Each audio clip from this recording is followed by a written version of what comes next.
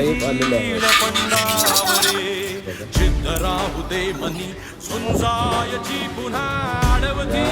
एरियामध्ये आपल्याला वरून पाईप बसवायचं. कटिंग झाले, फ्रेम तयार केली, आता वेल्डिंग करून घेतो.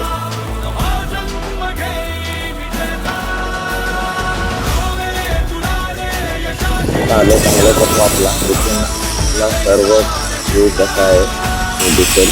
तर आता ग्राउंडिंग करून आहे आणि वेल्डिंगचा काम आपल्याला तयार झालेला आहे. आपला तो काम तर कसं काम झालेलं आहे ते तुम्ही नक्कीच बघा आणि आपली ही व्हिडिओ तुम्हाला कशी वाटली